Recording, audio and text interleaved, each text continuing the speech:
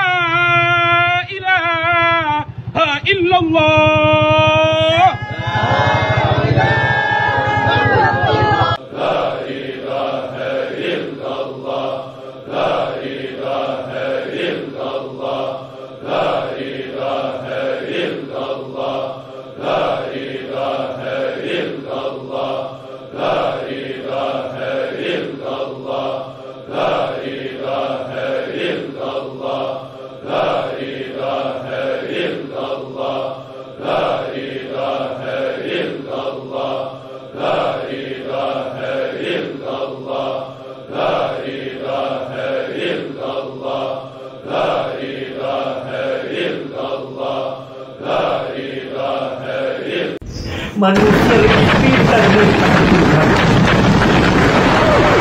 Padahal hanyalah makhluk yang hina yang tercipta dari yang hina. Lalu mengaku sombong, melampaui Allah Subhanahu wa Ta'ala. Ya Allah, ya Tuhan kami, berikanlah, turunkanlah pahlawan kedamaian di muka bumi-Mu,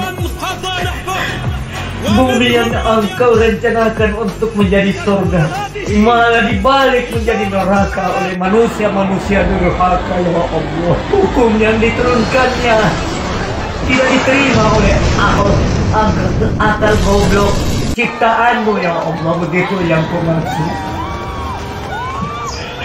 Firman-Mu dibuang jauh-jauh, hasil pikiran manusia yang dipakai.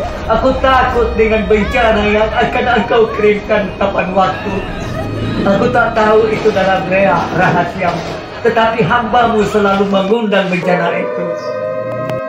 Manusia lebih pintar daripada Tuhan, padahal hanyalah makhluk yang hina yang tercipta dari yang hina.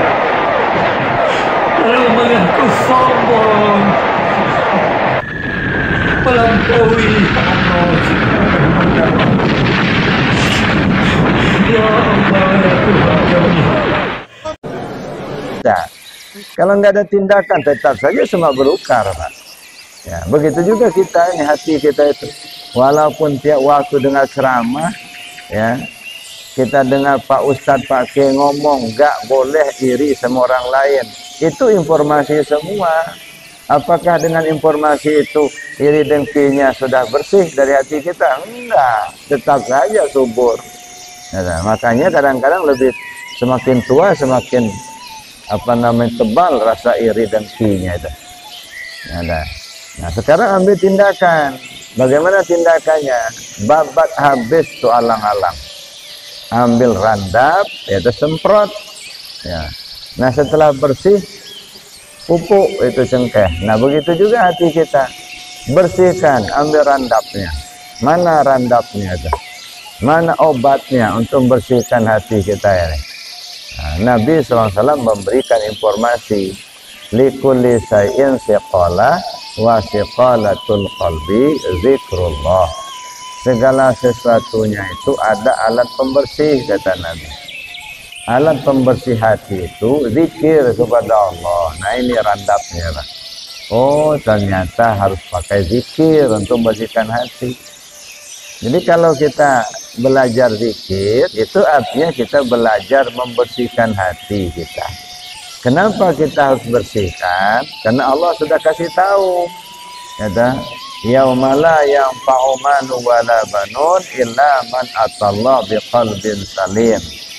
Pada saatnya nanti, ya, hartamu, anakmu, istrimu itu tidak bisa menolong sama sekali. Yang selamat hanyalah yang datang menghadap Allah dengan hati yang bersih. bersih dari selain Allah, kata. Nah, inilah makanya kita belajar zikir, kita belajar tarekat, kita supaya apa? Supaya hati kita bersih. Bersih dari iri, bersih dari dengki, bersih daripada sombong. Merasa kita paling pintar, kita paling benar. Itu kesombongan, itu penyakit semua itu.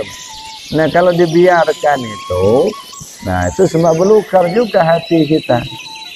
Maka kita bersihkan pakai hati, pakai zikir.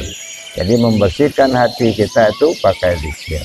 Jadi belajar tarekat itu belajar zikir. Belajar zikir itu kita berusaha membersihkan hati kita. Supaya tidak iri, tidak dengki, ya, dan tidak sombong dan lain sebagainya lah, gitu ya. Jadi kalau orang yang anti tarekat, tidak mau belajar zikir, itu artinya ya masih senang, hatinya kotor lah begitu. Ya, masih iri, masih dengki, masih hasut itulah. Oleh karena itulah, ya ini pilihan juga Bapak Ibu. Ya, tidak semua diberi petunjuk sama Allah. Ya, fadzukurullah ala ma hadakum. Kamu berzikirlah kepada Allah sesuai yang diberi petunjuk. Ada orang diberi petunjuk, dia di tingkat syariat saja. Ya, yang pokoknya bagi dia itu ya sudahlah, kalau sudah rajin sholat, sudah rajin dia sedekah, sudah rajin baca Quran, nah cukuplah itu. Nah, itu namanya petunjuk di tingkat syariat.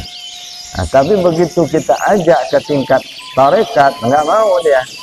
Berarti makomnya dia masih di situ lah. Nggak bisa kita paksakan juga, Pak. Ya, dah. Kita hanya bisa menginformasikan. Ya, wa ma alaina illal balaghul mubin. Tugas kami cuma menyampaikan secara jelas. Nah, sudah disampaikan secara jelas, pada akhirnya ya terserah Allah. Nah, di mana orang ini akan ditempatkan? Apakah dia akan ditempatkan di syariat? Nah, yang dia terima cuma itu. Walaupun diajak-ajak masuk tarekat nggak akan mau, nggak masuk pikirannya, nggak masuk hatinya. Cukup bagi dia kalau sudah sholat 5 waktu, gitu. Kalau sudah bayar zakat, kalau sudah sedekah, kalau sudah haji, cukup, sudah. Nah, begitu kita ajak masuk tarekat, belajar zikir, nolak. Nah, jangan kecil hati, Pak. Berarti makomnya dia oleh Allah hanya ditempatkan di situ saja. Nggak bisa kita paksakan. Ya, karena kata Allah, fadzukurullah ala ma hadakum. Kamu berzikirlah kepada Allah sesuai yang diberi petunjuk.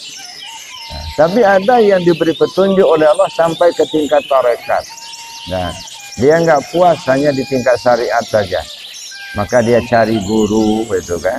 Ada yang kita dengar, ada sampai bertahun-tahun cari guru. Ada dulu ceritanya, ya, teman saya, namanya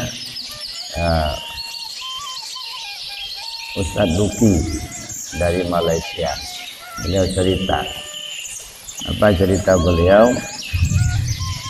Dia itu waktu ke Mekah menaikkan ibadah haji di Haram atau di Madinah itu, atau di Nabawi gitu, itu sering kali diadakan pengajian. Kalau sudah selesai sholat itu ada syekh yang menyampaikan pengajian. Boleh kita ikut, kita dengar itu pengajian. Jadi pada suatu ketika Pak Ustadz Duki tadi ya ikutlah pengajian itu. Nah, di sisi tanya jawab, nah dia tanya, saya mau tanya. Kenapa? Silakan. Saya ini kepingin hati saya ini supaya tenang. Gimana caranya supaya saya menemukan ya amaliyah untuk membuat hati saya tenang? Nah, karena kata Allah, ala bidzikrillah tatma'innul qulub. Ketahuilah dengan zikir hatimu tenang. Gimana caranya? Ya, Syekh, kamu dari mana? Nah, saya dari Malaysia. Oh, dari Malaysia. Nanti kata Syekh itu kalau sudah pulang ke Malaysia, kamu nyebrang ke Indonesia. Coba cari di situ ada seorang guru katanya yang bisa mengajarkan itu. Nah, yang bisa membimbing hati kamu. Nah, coba nanti cari di sana. Nah, Dia nggak tahu namanya siapa, tempatnya di mana, cuman kata Syekh itu begitu. Nanti kalau sudah pulang, nanti kamu nyebrang ke Indonesia, kamu cari guru yang bisa membimbing hati kamu itu bisa tenang. Nah, cerita beliau begitu sudah pulang, nah pulanglah dia ke Indonesia. Nah, mulai dia carilah, ketemulah beberapa orang ustadz, termasuklah almarhum Ustadz Zainuddin MZ, ya. Bincang-bincang lah, tapi akhirnya nggak menemukan juga apa yang saya cari. Ada yang menunjukkan katanya ada seorang ya yang di Tanjung Priok, gitu. Nah, dia hebat, bisa membimbing. Datang saya ke situ, kata beliau. Nah, akhirnya ketemu, rambutnya gondrong, katanya badannya besar tinggi, ngobrol-ngobrol, mengeluarkan golok, katanya. Nah, lalu diiris-irisnya ke badannya nggak mempan. Nah, pikiran saya kata, bukan ini yang saya cari. Saya nyari ya bagaimana hati saya tenang. Nah, bukan untuk tahan kebal, tahan besi, itu bukan. Nah, tanya, ada yang ngasih tahu, coba kamu ke Suryalaya, katanya. Nah, di Suryalaya itu di mana? Di Jawa Barat. Nah, keliling saya katanya nyari itu, nanya-nanya. 3 bulan baru ketemu. Sampai di Suryalaya ketemu pengusaha Abah, kata beliau, saya minta ditalkin. Nah, akhirnya pada saat ditalkin itulah saya katanya ya kembali seperti anak kecil. Saya, Pak, kata beliau dulu, ya, dari kecil sebenarnya ya sampai besar ini jarang betul nangis. Ya, mungkin kalau sudah tua begini nggak pernah saya tak nangis. Ya, tapi begitu talkin pengusaha Abah, nggak ngerti saya ngerawung kayak anak kecil katanya. Nangis sejadi-jadinya. Nah, ini cerita beliau. Ya. Jadi Bapak Ibu yang saya hormati itu membina hati kita pakai ilmu zikir, ilmu tarekat tadi. Nah, ini jadi begitu kita ditalkin zikir, ibarat kita dibersihkan hati kita. Nah, oleh karena itulah maka belajar tarekat itu artinya belajar membersihkan hati supaya hati kita kembali kepada Allah. Tapi ini kan lebih susah, Pak, daripada ngajar tubuh. Kalau ngajar tubuh ya ini nggak boleh, ini haram, udah tahu lah kita tinggalkan. Walaupun kadang-kadang digoda juga sama iblis gitu. Ya, udah tahu kita ini haram tapi dikerjakan juga. Gitu. Tapi itu relatif gampang dibanding dengan ngelatih hati. Nah, kalau ngelatih hati ini agak susah, agak sulit itu. Makanya kita harus ada tahapan-tahapan tadi. Jadi belajar tarekat itu artinya belajar zikir. Belajar zikir itu belajar membersihkan hati kita supaya hati kita itu kembalinya ke Allah. Nah, hati kita ingatnya kepada Allah, karena pada akhirnya kan kita inginkan kembali kita kepada Allah. Nah, hati yang sudah kembali kepada Allah, hati yang selalu ingat kepada Allah di mana saja dan kapan saja. Jadi Bapak Ibu yang saya hormati, nah nilai yang harus kembali ke Allah tadi. Tubuh kita kembali ke Allah, artinya aktivitas kehidupan kita sudah mengacu kepada aturan Allah dan Rasul. Yang halal kita ambil, yang haram kita buang. Yang perintahnya kita laksanakan, yang larangan kita tinggalkan. Nah, kalau itu sudah berhasil, nah ini tubuh yang sudah kembali ke Allah.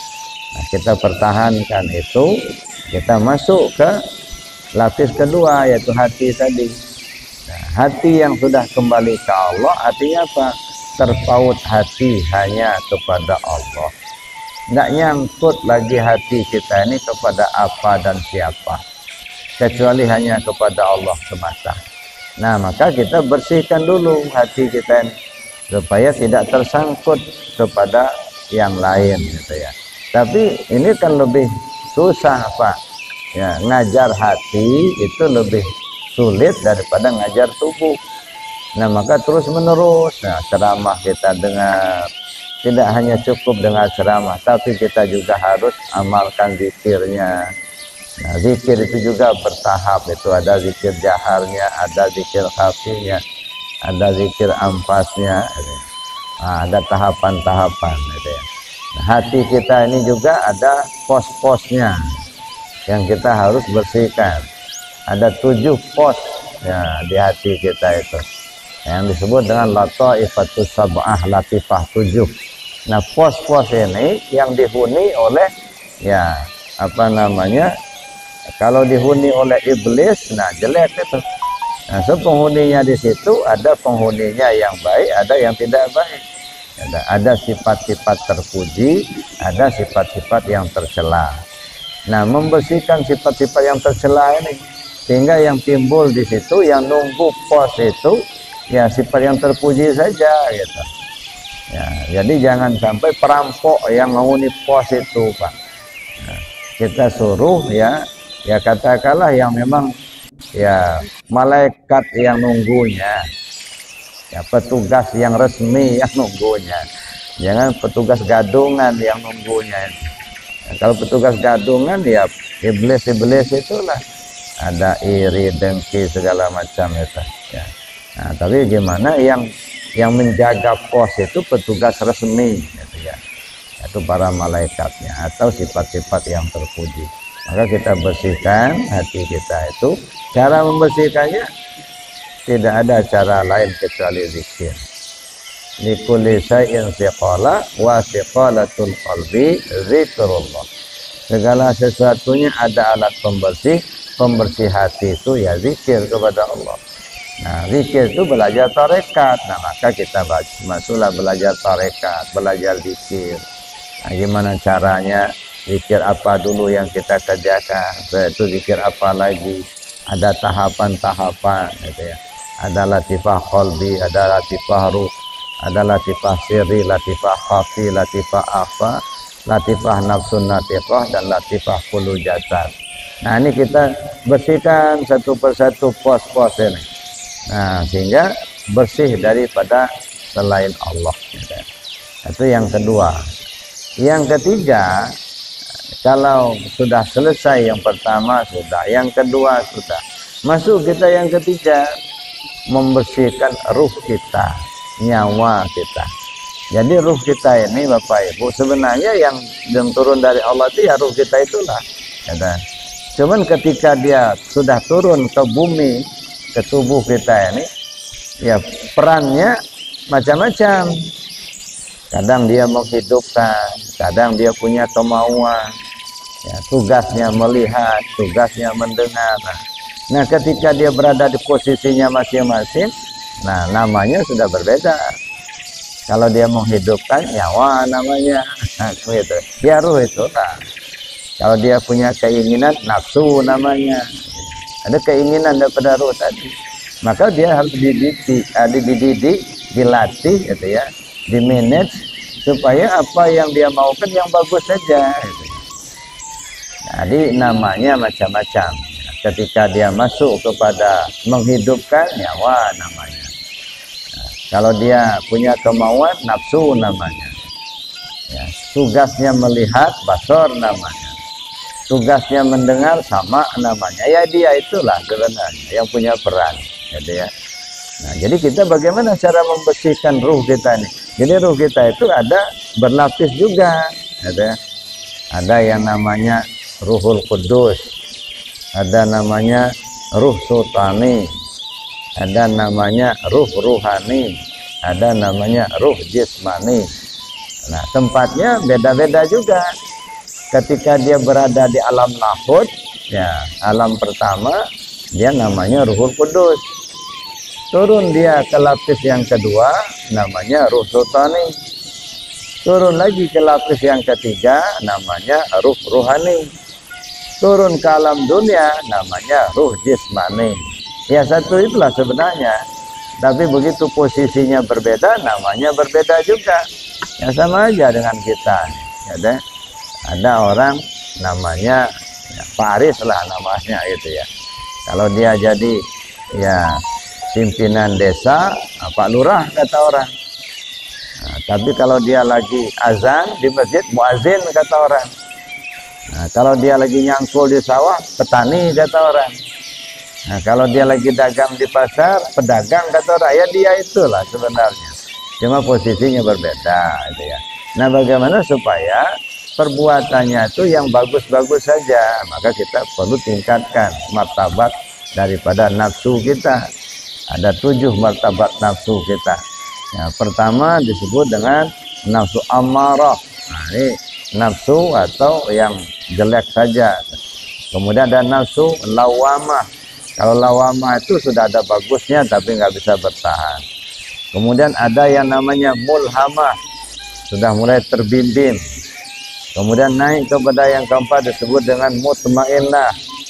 Nah, sudah ada ketenangan.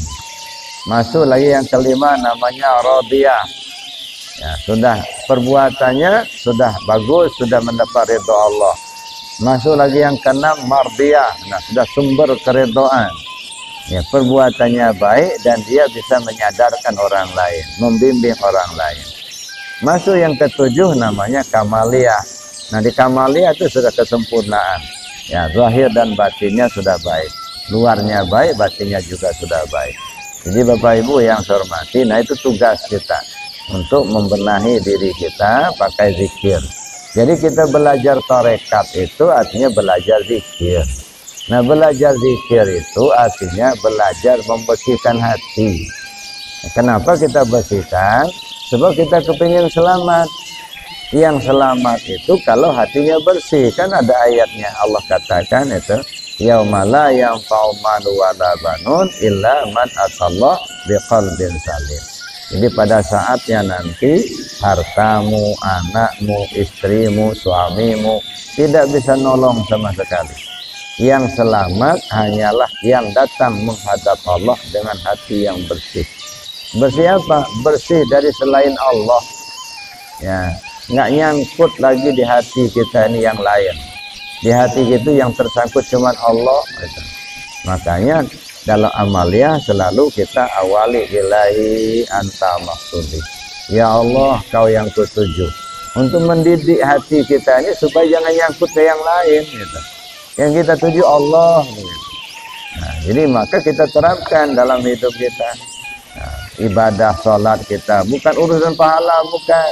Ya Allah, kau yang kutuju, ridhamu yang kuharapkan. Sedekah kita, ya Allah, kau yang kutuju, ridhamu yang kuharap. Artinya kalau kita sudah menuju Allah, itu maksudnya apa? Segala aktivitas kita mengacu kepada aturan Allah dan Rasul. Jadi jangan hanya ucapan ilahi anta maksudi wa ridhaka matlubi. Nah, itu mah kalimat ucapan. Tapi esensi daripada menuju Allah itu artinya semua aktivitas kita selalu berada pada koridor ridho Allah. Yang halal kita ambil, yang haram kita buang. Perintahnya kita laksanakan, larangan kita tinggalkan. Nah, berhasil kita di tingkat pembinaan hati, masuk kepada pembinaan nyawa ruh kita. Ya, dengan zikir itu ya. Itu lapisan-lapisan tadi. Nah, berhasil kita membina nyawa kita, masuk kita pembinaan rahasia diri kita. Sehingga semuanya terpulang kepada Allah. Tubuh kembali ke Allah, hati kembali ke Allah, nyawa kembali ke Allah, rahasia diri kembali kepada Allah. Nah, terbina empat-empatnya inilah yang disebut insan kamil, manusia sempurna. Sempurna pembinaannya, sempurna kembalinya ke Allah. Nah, itu tugas kita. Dan itu bukan tugas hanya orang secara khusus saja, semua kita, semua manusia. Nah, arahnya ke sana, Bapak. Cuman ada manusia yang mau, ada yang enggak, itu ya. Kita nggak bisa paksakan, karena kata Allah, ya tadi fadzkurullah ala ma hadakum. Berzikirlah kamu kepada Allah sesuai petunjuk. Ada yang dipetunjuk di tingkat syariat saja. Nah, bagaimanapun kita ajak ke tingkat tarekat nggak bakal mau dia, memang makomnya di situ lah. Ya petunjuk untuk naik belum ada. Gitu. Tapi ada yang sampai ke makom tarekat, gitu ya. Diajak dia langsung dia nyambung. Bahkan nggak diajak pun dia mencari, Pak. Gitu. Setelah dia mendapatkan, dia tekun amalkan. Berarti makomnya di tingkat tarekat itu dan naik. Nah, ada kalau makomnya di tingkat tarekat diajak kepada hakikat nggak mau juga. Disodorkan kajian, paham, nggak masuk akal dia. Pokoknya sudahlah ngamalin aja. Berarti makomnya di situlah. Nggak bisa kita paksakan juga. Tapi ada yang nggak puas kalau hanya mengamalkan, dia ingin kaji. La ilaha illallah itu kan kalimat. Nah, ngamalkannya sudah, saya tahu ngamalkan. Isinya apa ini? Nah, dia cari guru, dia kaji gitu ya, mencari isi dari kalimat itu. Nah, kalau makomnya di hakikat, ya sudah, disitulah dia. Tapi ada yang nggak puas hanya di makom hakikat itu saja. Dia mencari bagaimana supaya masuk ke makom ma'rifat, gitu. Sehingga bukan hanya tahu isi, gimana cara makainya. Maka zikir la ilaha illallah itu ada 4 itu cara. Pertama, bagaimana cara kita mengucapkan di syariat itu. Yang kedua, bagaimana cara kita mengamalkan itu di tingkat tarekat. Lalu kita ketahui apa isinya di tingkat hakikat. Lalu naik lagi, bagaimana cara makainya itu di tingkat ma'rifat. Nah, di kita ini kan kadang-kadang baru sampai ke tahap pertama, cara ngucapin aja, ya. Cara ngamalkan belum tahu, gitu. Tapi sudah merasa tahu. Nah, kan yang susahnya itu. Nah, jadi tentang zikir la ilaha illallah itu Bapak Ibu ya, 4 tahapan ini. Cara ngamalkan kalimat itu gimana? Kemudian ya, cara mengucapkannya bagaimana? Isinya apa? Cara makainya gimana? Nah, jadi kalau cara mengucapkannya ilmu syariat, cara mengamalkannya ilmu tarekat, memahami isi itu ilmu hakikat, cara memakainya itu ilmu ma'rifat tentang la ilaha illallah itu sendiri. Nah, tapi lagi-lagi saya katakan nggak bisa kita paksakan, Pak, sesuai dengan makomnya. Nah, kita hanya ditugaskan menyampaikan, ngajak, gitu aja. Wa ma alaina illal balaghul mubin. Tugas kami menyampaikan dengan jelas. Ya, kalau sudah disampaikan, sudah dipahami, ya sudah, terserah Allah.